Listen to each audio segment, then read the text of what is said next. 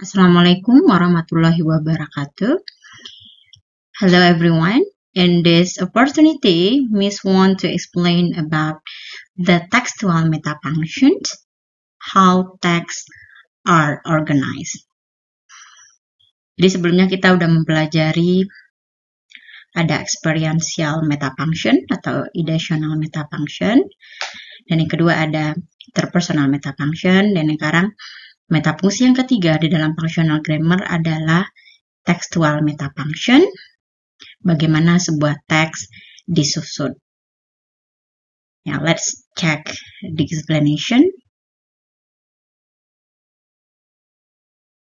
And then we come to the learning experience that I hope when you watch this video or to define textual metafunction comprehensively and then identify the elements of the clause relating to textual meaning.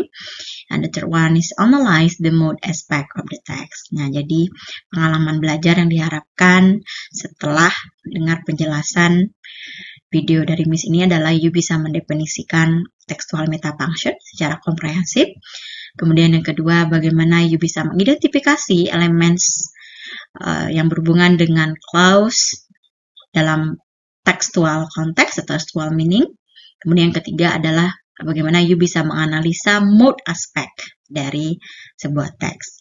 Nah, kalau experiential metafunction kemarin adalah merupakan feel aspect dari sebuah teks dan menganalisisnya menggunakan transitivity analysis. Dan di interpersonal metafunction, nah itu merupakan tenor of the text. Nah, menganalisisnya menggunakan mode analysis. Nah, kalau untuk textual metafunction ini, materi kita yang terakhir, itu menganalisisnya menggunakan theme and rhyme analysis. Dan textual metafunction ini is about the mode aspect of the text. Nah, sebelum kita bisa mengartikan textual metafunction itu, coba simak dulu penjelasan Miss mengenai theme. Jadi tadi Miss sudah beritahu di slide sebelumnya bahwa dalam menganalisis textual metafunction itu ada theme and rhyme analysis. Jadi yang dilihat bagaimanakah bagian dari theme dari sebuah clause dan yang mana bagian rhyme-nya. Coba di sini kita lihat ada contoh yang Miss berikan. Di sini ada burung kenari, ya you udah tahu nih burung kenari. And then for centuries, yellow canaries have been used to test the air in mining. Nah, untuk berabad-abad, burung kenari yang warnanya kuning ini telah digunakan untuk menguji udara di dalam tambang. Nah, kalau kita lihat di sini, pertanyaan yang bisa muncul adalah what are the different parts of this clause? Karena kita di functional grammar ini kita membahas teks secara keseluruhan dimulai dari clause-nya. Oke, kalau kita bagi tadi yang kalimat ini, for centuries yellow canaries have been used to test the air in mining. For centuries ini kalau secara grammaticalnya merupakan prepositional phrase kalau di formal grammar.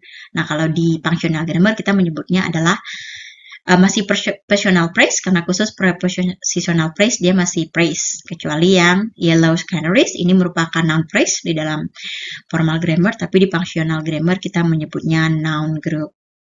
Nah, have been used di formal grammar disebut verb, kemudian kalau di functional grammar kita menyebutnya verb group. And then to test ini merupakan infinitive ya, infinitive dan juga bagian dari verb group dia. And then the air merupakan noun phrase atau di functional grammar kita menyebutnya adalah noun group. In mining merupakan prepositional phrase, di dalam functional grammar juga disebut prepositional phrase. Nah, kalau dibagi klausa ini menjadi beberapa bagian ini secara gramatikalnya. Nah, dari kalimat tadi, bagian dari clause ini bisa kita atur kembali atau bisa saja kita letakkan Misalnya kan subjeknya adalah yellow canaries. Kemudian tadi ada prepositional phrase-nya person tourist. Nah, dari kalimat ini bisa kita rubah ke yellow canaries subjeknya di awal, kemudian person tourist-nya di akhir, dengan tidak mengubah makna, kan maknanya tetap sama saja. Yellow canaries have been used to test the air in mining for centuries. Cuman yellow canaries-nya berada di awal. Nah, kalau di kalimat ketiga ini tetap sama maksudnya, makna dari kalimat, cuman yang dibuat di awalnya adalah miners. Miners have used yellow canaries to test the air in mining for centuries. Tetap sama kan? Jadi kita bisa men-reorder clause. And then yang di kalimat keempat ini, di clause yang keempat, in mining, yellow canaries have been used to test the air for centuries. And then to test the air in mining, yellow canaries have been used for centuries. Nah, intinya semua kalimat di sini atau clause di sini sama artinya, sama maksudnya, cuman awalannya saja yang beda. Ada person tourist, ada yellow canaries, ada miners in mining, dan to test the air mining. Nah, kira-kira apa maksud dari penulis ini? Ketika dia menyusun sebuah teks, memulainya dengan sesuatu yang berbeda. Oke, coba kita lihat di penjelasan selanjutnya. Nah, kenapa begitu? Karena the first element of the clause is called the theme. Jadi setiap awalan elemen pertama dari sebuah clause itu di dalam textual metafunction disebutnya adalah theme. Nah, kalau first centuries, yellow canaries have been used to test the air in mining. Jadi theme-nya pada clause ini adalah first centuries. Kemudian dengan kalimat yang sama, tapi the air-nya yang di awal, the air has been tested in mining for centuries by using yellow canaries. Berarti theme-nya adalah the air. And then miners have been used yellow canaries to test the air in mining for centuries. Karena miners-nya berada di awal, berarti theme-nya adalah miners. Karena theme di sini adalah the first element. Jadi kalimat yang artinya maknanya sama, tapi ketika di reorder menjadi yang pertamanya berbeda. Nah, makanya theme dari setiap klausa ini akan berbeda-beda sesuai dengan focus of the first elementnya. Nah, so what is we can conclude about the explanation? Jadi this theme is not the same as theme when discussing literature, films, and so on. Jadi theme di dalam textual metafunction ini tidak sama dengan tema yang terbayangkan di benak kita tentang mendiskusikan tentang sastra gitu ya, tentang bahan bacaan, tentang film dan sebagainya. Bukan tema itu yang dimaksud. Tapi tema di dalam, dan juga bukan berarti tema itu adalah topiknya atau main point-nya kalau di dalam textual metafunction itu. Di dalam textual metafunction, the theme just mean the first element of the clause. Apa yang muncul di awal di clause? Itu dia theme. So to be clear, the theme in the textual metafunction is sometimes called microtheme or clause theme. Jadi itu sebutannya selain dari theme tadi. What come earlier? The first element of the clause. Now, we repeat again that the theme is the first element of the clause. Look at this clause. The air has been tested in mining for centuries by using yellow canaries. Jadi, the air ini merupakan subjek ya.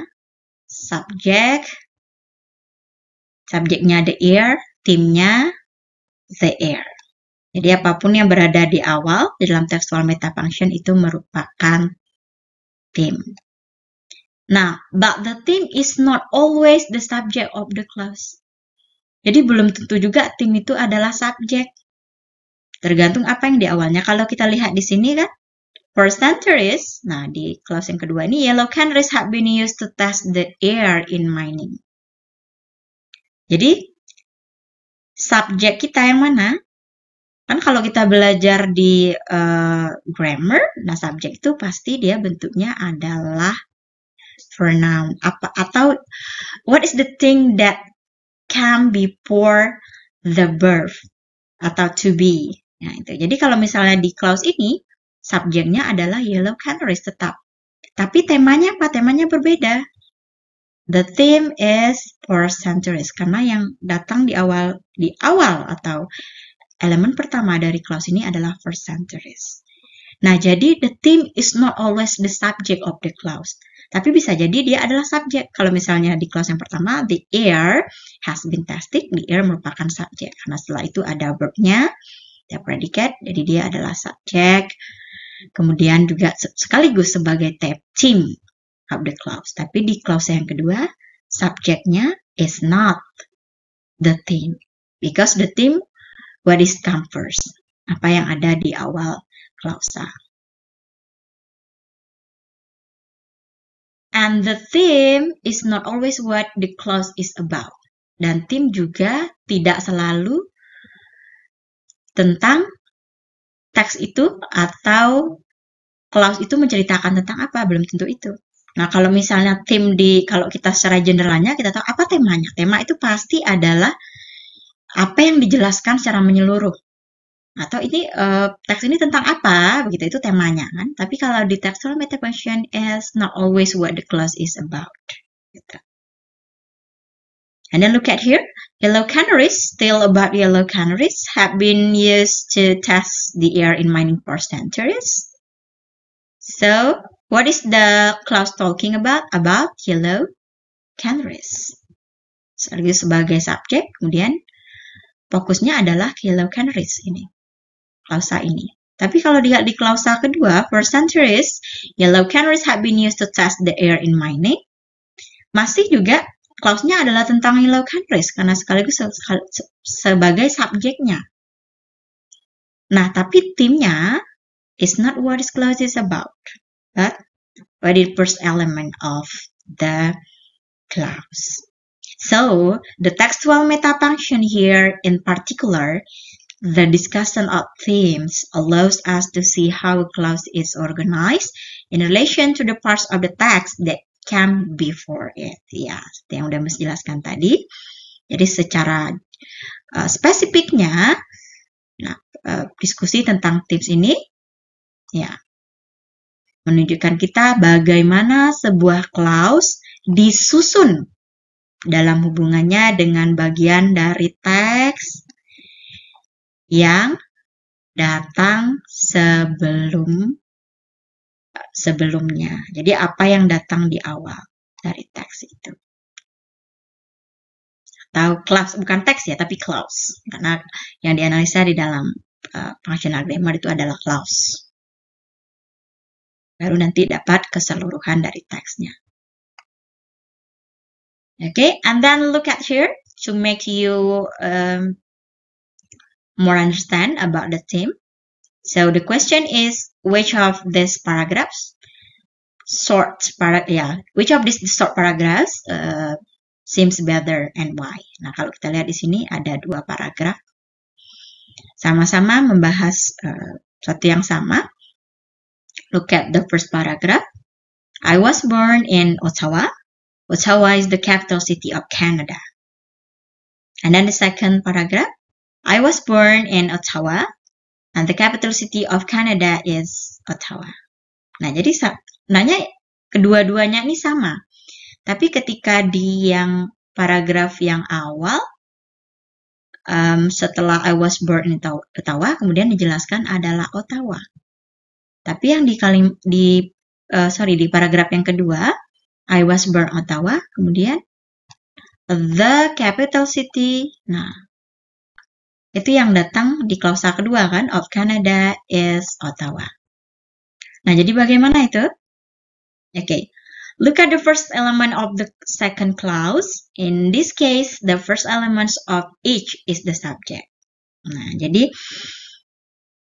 kalau dilihat di clause yang kedua, itu merupakan subjeknya. Kalau di paragraf pertama, Ottawa ini yang subjeknya. Tapi di paragraf yang kedua, The capital city of Canada itu yang merupakan subjeknya. Jadi beda ya. Tapi kalau kita lihat, kalau kita biasa membaca paragraf yang baik dan benar, yang bagus, itu kalau kita menjawab yang tadi, yang manakah lebih mudah dipahami, Mirsasa, kita akan menjawab yang nomor 1 dibandingkan yang nomor 2. Kenapa begitu? Karena kita udah belajar tentang reference ya. Ada juga tentang bagaimana mengembangkan suatu ide dan bagaimana membuat suatu paragraf be coherent and unity. Jadi kenapa paragraf itu bisa jadi satu kesatuan dan juga berhubungan satu sama lain. Itu tidak lari dari main idenya. Nah, kalau kita lihat di paragraf yang pertama, I was born in Ottawa, kemudian Ottawa is the capital city of Canada. Lebih mudah kita pahami karena apa? Karena di kalimat pertama ada kata Ottawa ini kan. Nah, baru nanti jelaskan Ottawa. Kemudian kalau di kalimat kedua, ya sebenarnya masih berhubungan, tapi karena udah the first elementnya itu udah beda dia. Subjeknya the capital city of Canada is Ottawa. Fokus kita menjadi beda kan, bukan ke Ottawanya, tapi the capital city of Canada. Kalau kita lihat agak kurang koheren dia di sini.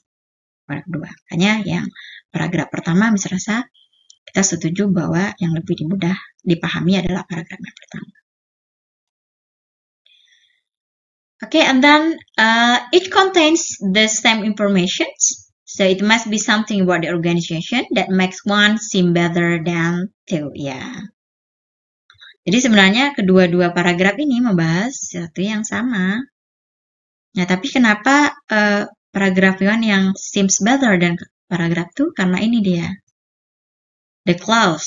Ya, the first element of the second clause ini yang membuat kita merasa yang lebih tepatnya adalah yang nomor 1.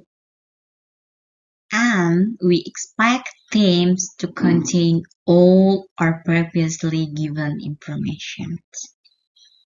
Jadi ketika kita sebagai pembaca melihat sebuah teks atau membaca sebuah teks yang dibuat oleh penulis, maka kita mengharapkan bahwa di clause yang baru, di second clause ini, ada all atau juga disebut dengan previously given information. Ada informasi yang didapatkan dari first clause. Sehingga kita bisa memahami sebuah paragraf atau teks dengan baik. Nah, so Ottawa, the theme of the second clause makes the link to the first clause. Nah, Ottawa di sini, di clause yang kedua, memiliki hubungan dengan klausa pertama. Ada hubungannya. Gitu. I was born in Ottawa. Ottawa is the capital city of Canada. Saya lahir di Ottawa, kemudian Ottawa merupakan ibu kota dari Kanada. Kan nyambung itu. Dan when Ottawa is mentioned the second time, it is old. Ya, jadi kalau Ottawa di klausa yang kedua ini namanya old dalam transformative action atau juga old information atau juga previously given information in the text. Jadi di klausa pertama ada Ottawa, kemudian di klausa kedua juga ada, dan kedua kalimat ini saling berhubungan, coherence itu namanya. And then kalau coba kita lihat di sini, jadi selain juga kita mengharapkan bahwa the first element of the next clause in the paragraph is the something that contains in the first paragraph, but not only that. Jadi yang kita harapkan itu apa? Yeah, look at here. Not that the old informations must have the same semantic value as the information in the theme.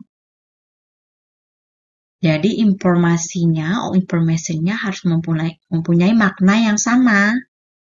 Semantic values as the information in the theme. Kalau tadi misalnya I was born in Ottawa is the capital city of Canada.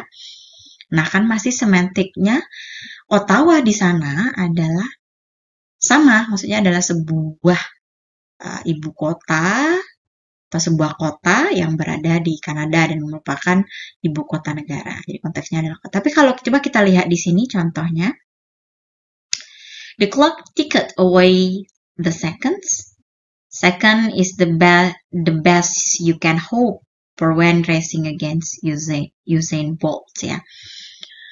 Nah, di paragraf yang ini, Miss rasa walaupun second diulang kembali di second clause, di klausa yang kedua, tapi tidak ada hubungannya. Maknanya berbeda, dia tidak mempunyai semantic value dengan yang klausa yang pertama.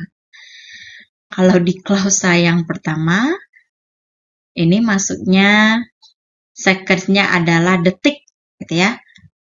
Nah, kalau di second yang kedua, ini artinya maknanya kedua.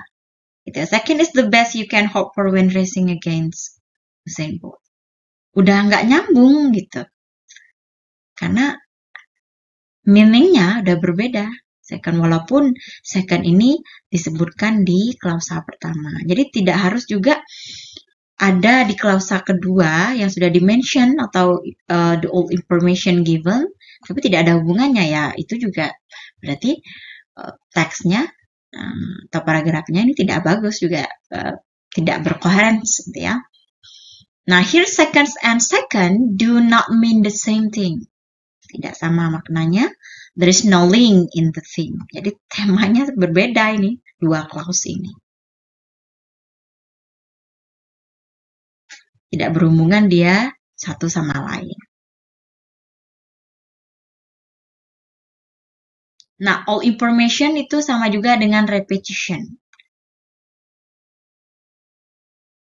Contohnya di sini ada sebuah paragraf, a town mouse and a country mouse were friends. The country mouse one day invited his friend to come and see him at his home. In the fields, the town mouse came and they sat down to a dinner of barley kernels and roots, the latter of which had a distinctly earthy flavor. Jadi di sini all information-nya apa? Ada town mouse and country mouse were friends. Nah, ada a town mouse, ada country mouse. Nah, walaupun country mouse-nya di klausa kedua disebutkan, sedangkan town mouse-nya belum, tapi di klausa ketiga kan ada nih, the town mouse gang. Diulang kembali. Gitu. Nah, ini teks yang bagus ini, yang berkoherensi. Di all information-nya sama repetition. Tapi ada juga, ya kalau di sini, nah ini ada a town mouse yang warna merah, ya letaknya di klausa ketiga lagi diulang. Klausa pertama dan klausa ketiga. Sementara a country mouse, klausa pertama dan juga klausa kedua.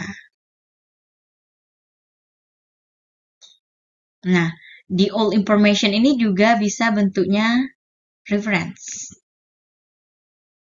Contohnya di sini, there's no reason to get angry. That will only make the situation worse. There's no reason to get angry. That will only make the situation worse. Masih berhubungan dia dengan klausa pertama? Iya, karena that ini merupakan kata ganti atau yang merefer ke there's no reason to get angry ini. Jadi tidak pula harus diulang lagi pernyataan yang pertama. Bisa diganti dengan that atau juga bisa diganti dengan this. Kan itu ya, kalau you belajar tentang grammar in English, kita bisa gantikan sebuah statement, atau clause, and that. There's no reason to get angry. That will only make the situation worse. Jadi all informations and clause can be, or in the paragraph can be reference and referent. Nah, ada juga yang all information-nya sama dengan lexical question. Bukan direpetisi, bukan diulang kembali. Sesuatu yang ada di first clause, tapi dia merupakan lexical question. Tapi maknanya tidak lari. Gitu. Maknanya berkohesi. Contohnya di sini, let's look at here. The New York Trilogy is a series of novels by Paul Auster, originally published sequentially as City of Glass in 1985, Ghost 1986, and The Lock Room 1986. It has since been collected into a single volume. The New York Trilogy is a series of novels by Paul Auster, originally published sequentially as The City of Glass in 1985, Ghost in 1986, and The Lock Room in 1986. It has since been collected into a single volume. Nah, di sini kan ada yang dia novels, kemudian ada publish. Nah, kalau kita lihat kan dia tidak menggunakan repetition. Di klausa yang kedua kan dia tidak merepetisi dari apa yang ada elemennya di klausa yang pertama. Juga tidak ada reference-nya kan, atau pronoun penggantinya. Tapi di sini ada novel, kemudian ada publish. Nah, novel adalah sebuah karya, gitu, karya sastra oleh Paul Auster ini. Nah, kalau novel berarti dia membuat novel berarti dia dipublish kan. Jadi lexical question-nya ada. Makna kohesinya tetap dua klausa ini saling berhubungan dia dalam paragraf. Jadi all information tidak hanya repetition, bisa juga dia reference atau juga lexical cohesions. Nah, jadi apa yang bisa kita simpulkan? The theme is starting point of the message. Jadi poin awal dari sebuah pesan yang disampaikan penulis di dalam paragraf atau di dalam sebuah teks atau passage, that which locates and orients the clause within its text. Ya, yang akan melokasikan dan juga menonjolkan sebuah klausa di dalam teks. Jadi apa yang ada di awal dari klausa di setiap di dalam teks itu adalah theme. Dan gunanya apa? Penulis ingin menonjolkan itu di setiap klausa itu. Nah, kemudian kita masuk ke marked and unmarked theme. Nah, dalam bahasa Inggris di dalam functional grammar itu adanya namanya marked and unmarked. Bertanda dan tidak bertanda. Mungkin bisa di Indonesia diartikan seperti itu. The concept of markedness is a common one in linguistics. Jadi markedness ini, kata markedness ini adalah hal yang biasa ini di dalam linguistik. Nah, unmarked, ada markedness ini ada namanya unmarked, ada yang namanya marked. Nah, unmarked ini artinya yang biasa.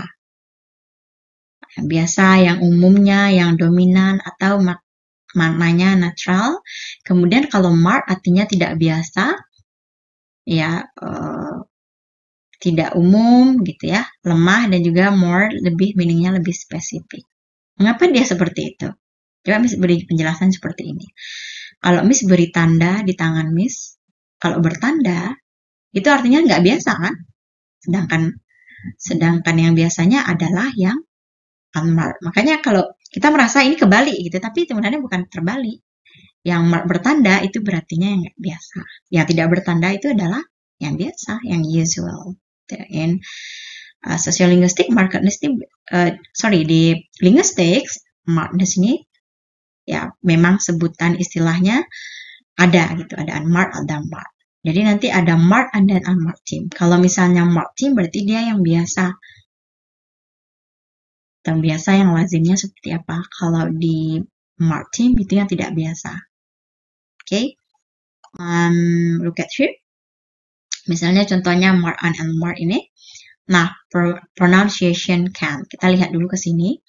Kalau British kan can, gitu. Kalau American can. Nah, bagi orang British kalau can itu berarti mark itu. Nggak lazim dia. Itu bertanda gitu ya. Can, tapi kalau bagi orang Amerika, can itu yang tidak biasa gitu. Yang bertanda.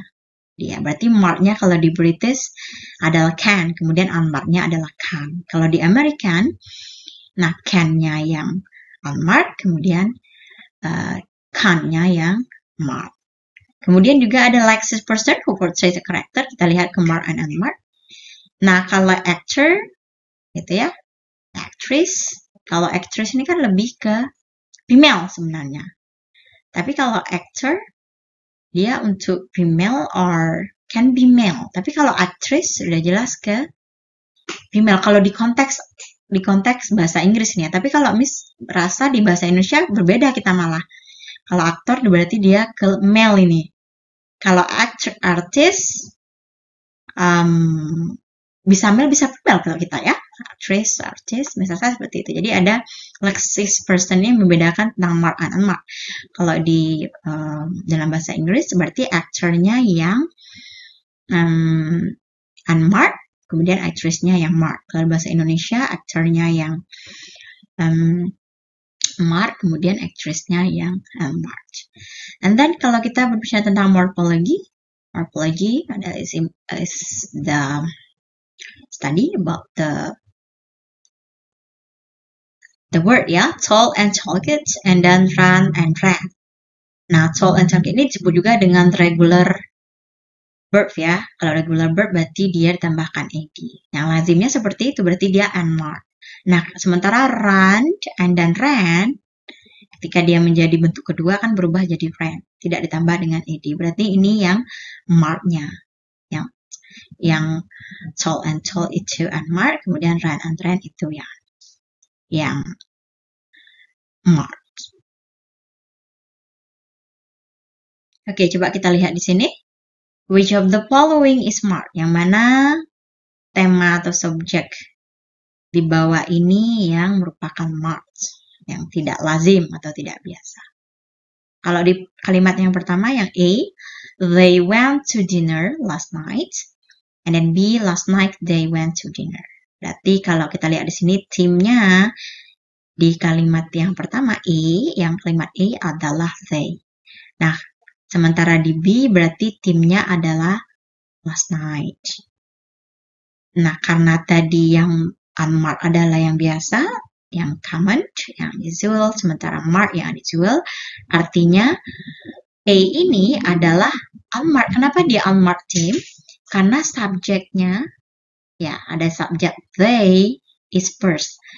They ini sekaligus subjek dan juga theme dari klausa ini atau kalimat ini. Kemudian yang ke B, dia menjadi marked. Karena subjeknya, kenapa? Karena subjeknya they tidak merupakan bagian yang pertama. Tapi keterangan kan, kata keterangan dia last night, adverb of time. Makanya dia merupakan marked team, bukan unmarked team. Oke. Berarti bisa kita simpulkan bahwa unmarked team di dalam textual metafunction itu merupakan unmarked team di mana subjek dan timnya adalah sama. Sementara untuk marked team, subjek dan timnya berbeda. Gitu. Nah, kemudian kita ke rim. Nah, rim we don't need to discuss about rim. Jadi rim ini sebenarnya nggak, yang lainnya yang bukan merupakan dari tim ini, everything other than tim itu merupakan rim. Misalnya adalah rim. Oke. Nah, kemudian kita lihat di sini example of the tag. Ya, identify the themes in the following text. Say whether each is marked or unmarked. Coba mungkin you bisa pause dulu dan kerjakan latihan ini. Yang mana di bawah ini merupakan marked and unmarked theme. Lihat di first element of a clause. Lihat awalan atau elemen pertama dari setiap clause. Nah, kalau udah selesai, ini jawabannya. Oke. Once upon a time. Nah, kemudian there. Kalau di klausa pertama berarti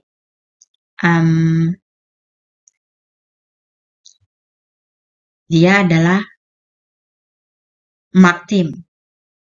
Kenapa dia marked theme? Karena there yang merupakan subjek not come first, tidak berada di awal. Tapi yang berada di awal adalah adverb of time, once upon a time. Tapi ketika kita melihat awalannya adalah once upon a time ini digunakan untuk biasanya di narrative text, gitu ya, menceritakan tentang legenda, ada fable, pasti dimulai dari once upon a time. Terbayang nggak kita? Langsung kita tebak nggak kalau sebuah teks menggunakan once upon a time di awalan, artinya dia akan menceritakan tentang kisah naratif, kisah dongeng, ya. So, and this paragraph, and then in the first clause of this paragraph, use marked theme because there as a subject is not the first element of the clause.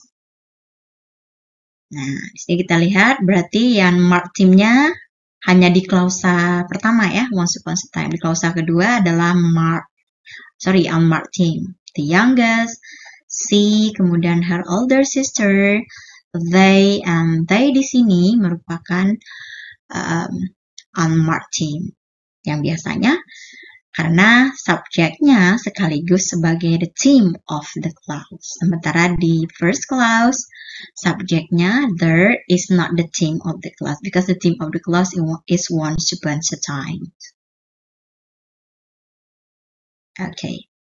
Nah, kemudian ini ada tambahannya, they were greedy and they were extremely selfish. Nah.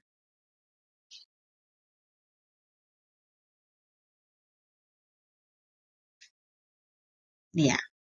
Jadi unmarked themes bisa juga kita sebut boring. Kenapa dia boring? Karena ya sesuatu yang biasa. Gitu.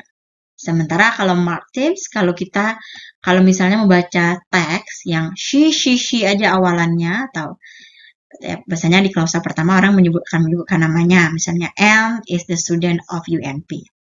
She is a smart. She is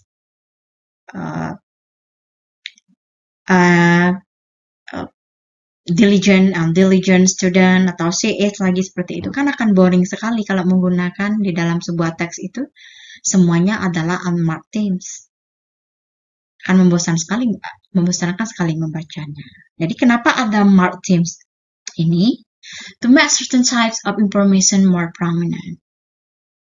Supaya informasinya, beberapa informasi di dalam teks itu menjadi lebih menonjol. Bisa dia bentuknya, mungkin penekanannya yang ditonjolkan adalah time. Kalau kita lihat di sini, last night I went to a party. Berarti penekanannya kan di waktu ini. Penekanannya adalah di malam kemarin, saya pergi ke sebuah pesta. Berarti kalau kita lihat di sini, theme-nya adalah last night. Subjeknya adalah I. Berarti dia menggunakan marked themes. Karena subjek bukan merupakan themes of the clause. Kemudian juga guna marked theme itu adalah untuk direction. Nah, menunjukkan arah. On the back wall. Di mana dia? On the back wall. Di dinding yang belakang. Ya, di bagian belakang, you will see a nail.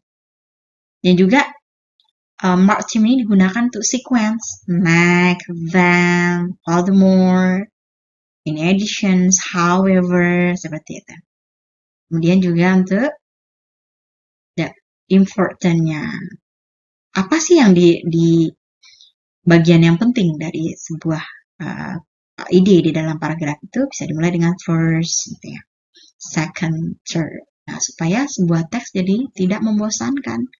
Karena kalau sebuah teks menggunakan unmarked theme saja, itu sangat membosankan. So, that's why mengapa penulis di dalam textual metafunction itu